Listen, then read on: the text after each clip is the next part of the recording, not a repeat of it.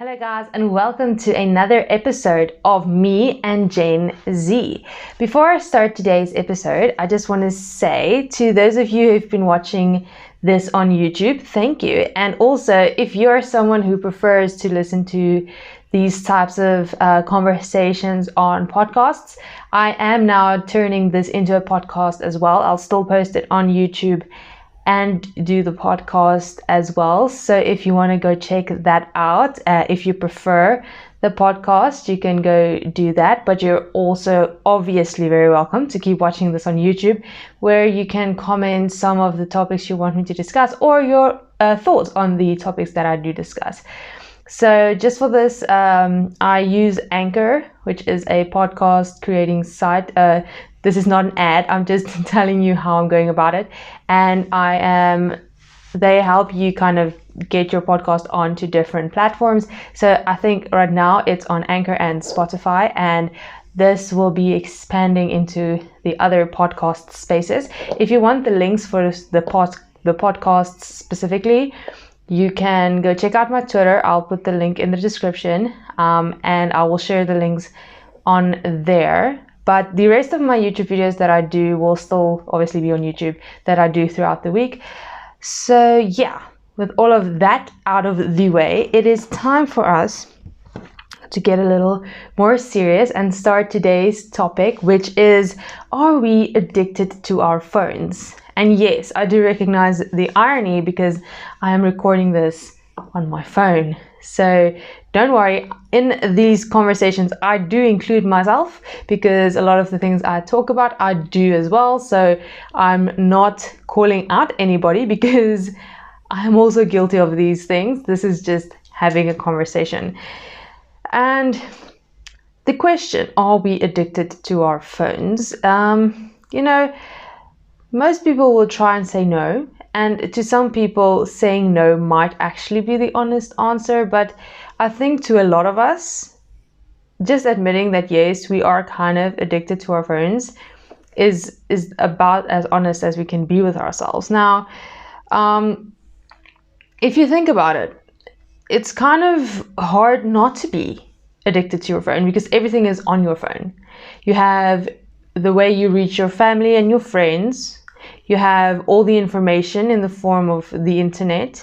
You have social media where you can basically run a business or just post photos or share things with your friends. So your phone, and to an extension, kind of computers and those types of things, technology in general, they contain everything we basically need information-wise and our ability to talk to other people wise. So it makes it kind of hard not to kind of get addicted to that type of thing. We were previously, and I'm talking today, where I was out. I went somewhere with my mom, and we were kind of just busy, and this other guy came, and he had this, like, his two little children, and they were playing on their phones just because, like, they're pretty young. Now, I'm not criticizing anybody's parenting skills in a place where, people like to relax and don't be loud. If you can use your phone to keep your children quiet, I guess. It's not like they were like playing makeover games and all those things. But that just made me think, we get bored and then we grab our phones. We get bored, we play a game. We get bored, we go on YouTube. Guilty as charged. We get bored, we go scroll through our social media, and we don't think of other creative ways to entertain ourselves anymore because it's all in the palm of our hands, and we just look at the screen the whole entire time.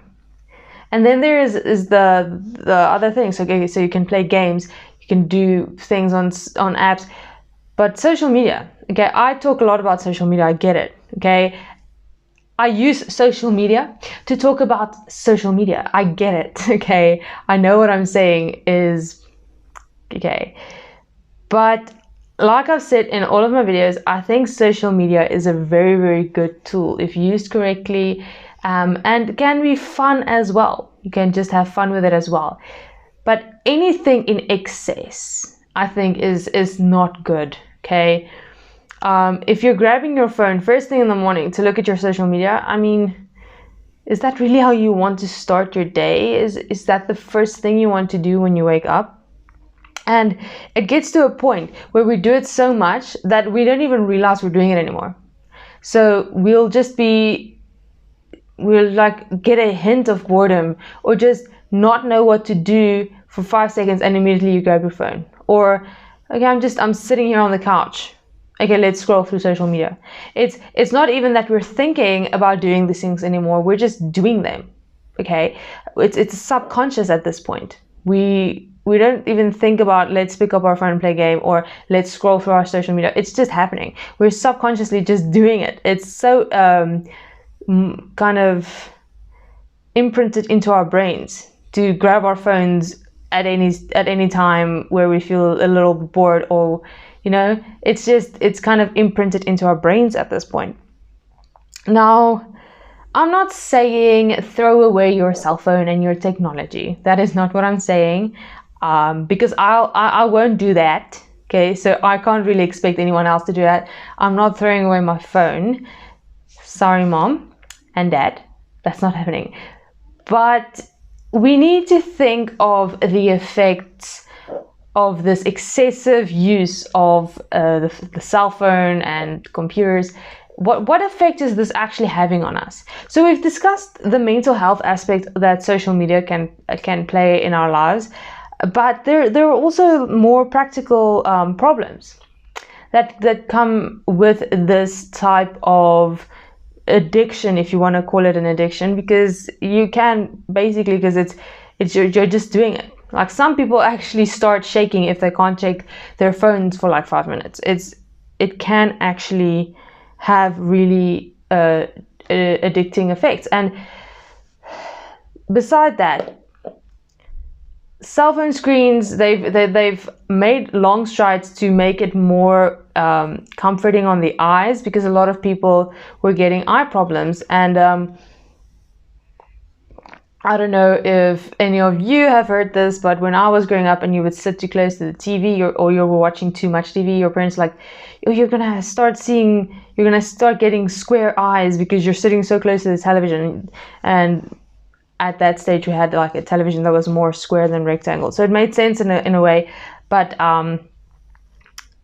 they've tried to make phone screens and computer screens more sensitive for our eyes, so that our eyes didn't get hurt as much. But previous phones didn't have that, and you would see people developing eye problems, and that was an example of a real life effect phones had and computers had on our lives. Now, because a lot of people work on computers, they have found a way to make this a little better. But that's not all. Okay, think about sleeping. Now, I'll get into the kind of sciencey part later, but just sleeping in general.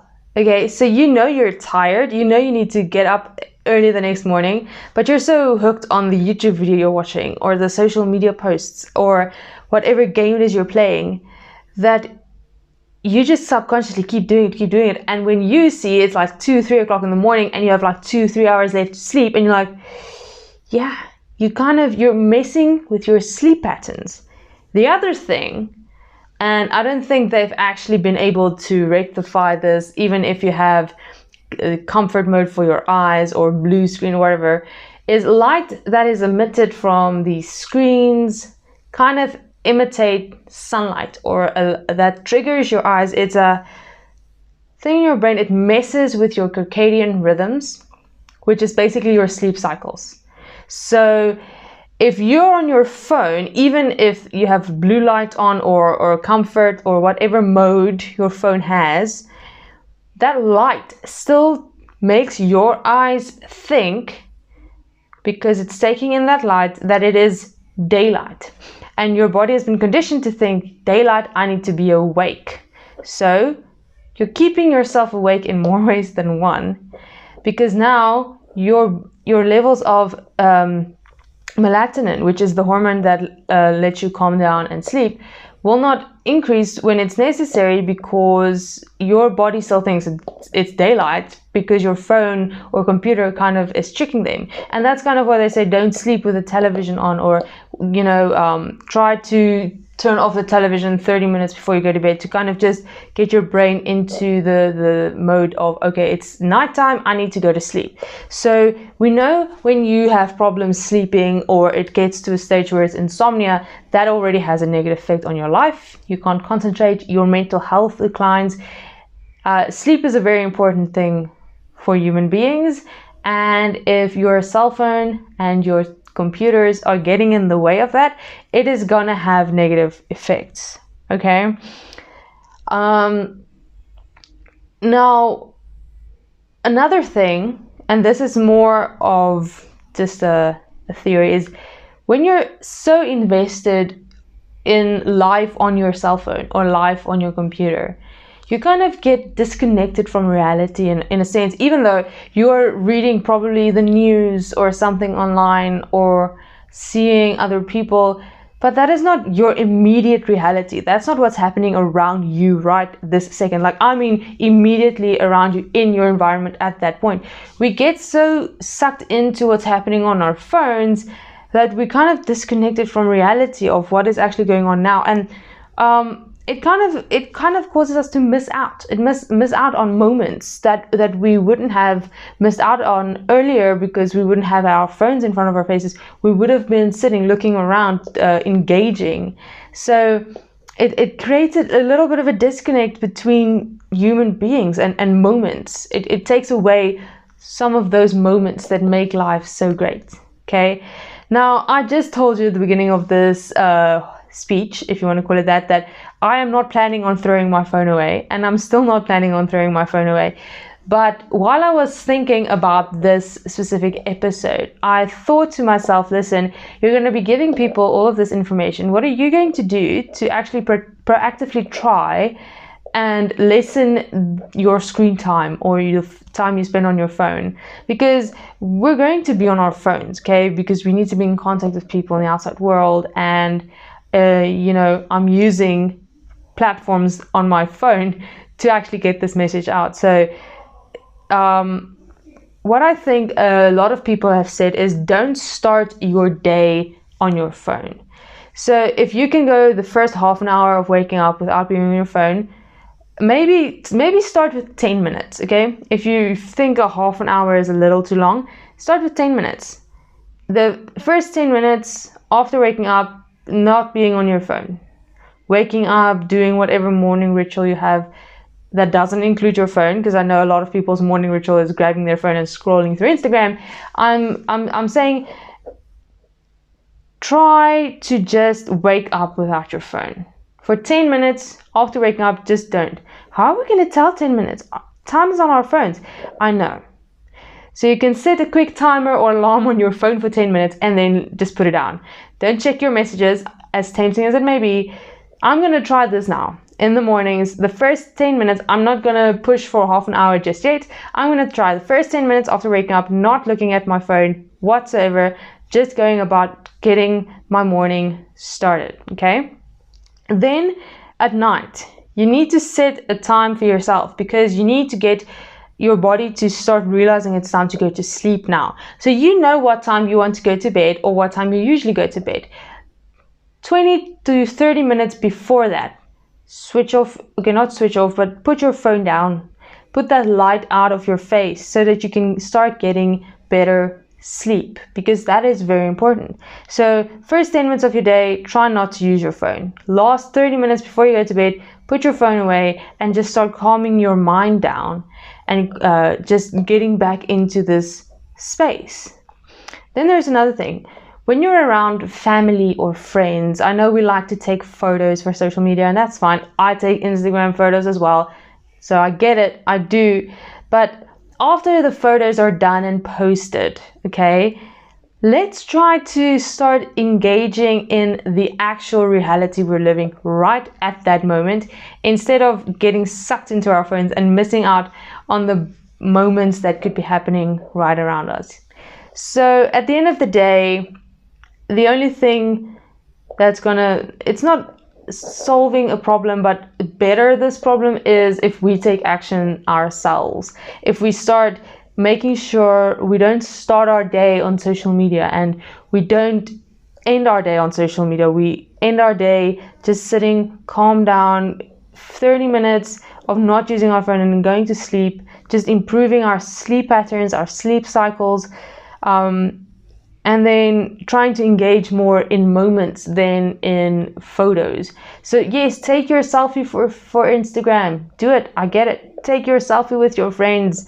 You want to conserve these memories. I understand. I do it myself. But after that, try to put the phone down and engage with your friends, engage with your family, engage with the environment around you. If you're taking a walk in a place that's gorgeous, or it's nature, it's outside, try actually looking at nature instead of just taking photos of nature. Try taking mental photos instead of just being on your phone 24/7. It's a tough task. It's a challenge. I get it, because I'm on my phone a lot as well. So I understand how much of a challenge this is, but I'm setting this challenge to you. I'm setting this challenge for myself to kind of try and just not completely dismiss our phones from our lives, but just limit the time we spend on them. Okay guys, so that is my speech today, my little discussion. What are your thoughts on phones and how they're basically glued to our hands, as some people would say? What do you think? Do you think we need to take steps to be on our phones a little less? Do you think it's not a problem? Why do you think it's not a problem? Do you think it is a problem? And what are your thoughts on that? Comment all of that down below if you're watching on YouTube. If you're listening on a podcast, I'm not sure how comments work. I don't think you can comment on podcasts, but whatever. If you have thoughts, brilliant. If I made you think, at least, great. If you can't comment on the podcast, at least I made you think. So that's a win for me. So comment if you liked these types of videos, the discussions. Give this video a like, and I will be continuing to do them every Monday. And remember to subscribe and hit the notification bell so you don't miss out on the next episode. And like I said, the rest of my videos throughout the week will be on YouTube, so you won't want to miss out on that. And I will see you guys in the next video.